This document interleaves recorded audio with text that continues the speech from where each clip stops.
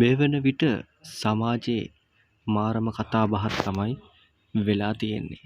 ඉතින් කොළඹ ප්‍රධාන පාසලක වෙච්ච අකරතැබ්බයක් ටීචර්ස්ලා 4 දෙනෙක් එකම සිසුවෙක් කන්ට්‍රෝල් කරපු විදිය තමයි Facebook එකේ කොහේ කියත් අන්තර්ජාලයේ කොහේ කියත් අපට පේන්න තියෙන්නේ.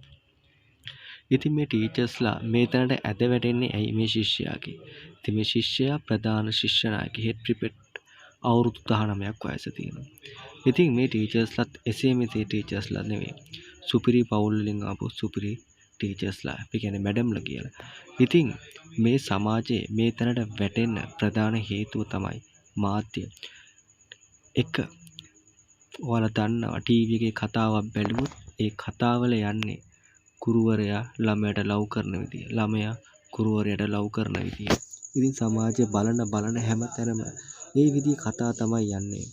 ඉතින් කොහොම වුණත් ටීචර්ස්ලාගේ ඒ වගේ ශිෂ්‍යයන්ගේ බැඳීම මීට අවුරුදු 10කට කලින් පුදුම විදිහට තිබ්බා. ඒ කියන්නේ බැඳීම කියන්නේ ගුරු ගෝල බැඳීම.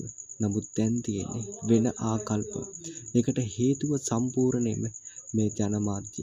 මේ කතා ටෙලිවිෂන් කිව්වොත් ඔයාලා පිළිගන්නවා කියලා මම හිතනවා. ඉතින් කොහොම වුණත් මේ ශිෂ්‍යයාගේ අනාගතේ, මේ ටීචර්ස්ලාගේ අනාගතේ හැමදේම විනාශ වෙලා ඉවරයි. මොකද ලංකාවේ එක දෙයක් ඇති, පොඩි දෙයක් ඇති. සමාජයේ සම්පූර්ණ හංවඩු ගහනවා. ඒ හංවඩු ගහන අය ওই තත්ත්වෙම ඉන්න අය වෙන්න පුළුවන්. අනිවාර්යෙන්ම. ඉතින් මේක හොඳ පාඩමක් අපේ සමාජයට. හැබැයි අපේ මිනිස්සුන්ට මේව තියෙන්නේ සතියයි. ඉතින් ඔයා මගේ එක ලීක් කරන්නේ නැහැ නේද කියලා දැන් බයේ තමයි ඉන්නේ ශිෂ්‍යයන්ට. දැන් ටීචර්ස්ලා බය වෙලා ඉන්නේ.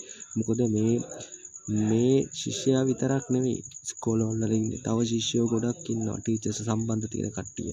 ඉතින් මේ එකක් විතරයි. දැන් මේ ටීචර්ස්ලා පවා අනිවාර්යෙන්ම මේ හේතුව නිසා බයේ ඉන්නේ. එතකොට මොන වගේ ගින්දරක්ද මේ මිනිසුන්ට තියෙන්නේ? පවුල් වලට කොහොමද එකතු වෙන්නේ? ලස්සන මනමාලියෝ වෙලා ලස්සනට ජීවිතේ ගිහිල්ලා අන්තිමට ඕ වගේ දෙයක් වෙනවා කියන්නේ මුළු සමාජයම කොන් වෙන එක.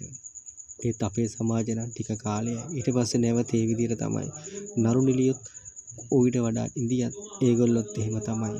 ඉතින් මොන දේ වුණත් වෙච්ච දේ නම් මේ සමාජෙට අපේ ලංකාවට හරිම ඉරිකිතයි. මේක මුළු ලෝකෙම බලන එකක්. මොකද මේක ෂෙයා වෙනවා හැමතැනම. ඉතින් කොහොම වුණත් ඔයාලට පේනවා මේ ටීචර් අම්මා කෙනෙක්. ඉතින් බලන්න මේ කොහොම තමන්ගේ දරුවෝ මුණ දෙන්නේ සමාජෙට. ඉතින් මේක කාටද වැරදි කියන්නේ? බුද්ධි මැඩම්, පියුමි මැඩම්, අනිත් මැඩම්, මේ මැඩම් කී දාද්දි මේක සාමාන්‍යයෙන් වෛරයක් පිරිමහන්න කරපු වැඩක් වෙන්න පුළුවන්. එයාගේ යාළුවෙක් ඉරිසියාවට කරපු දෙයක් වෙන්න පුළුවන්. නමුත් දැන් හැමදේම වෙලා ඉවරයි.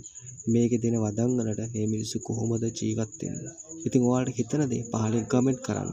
අනිවාර්යෙන් වීඩියෝ එක බලලා subscribe කරන්න channel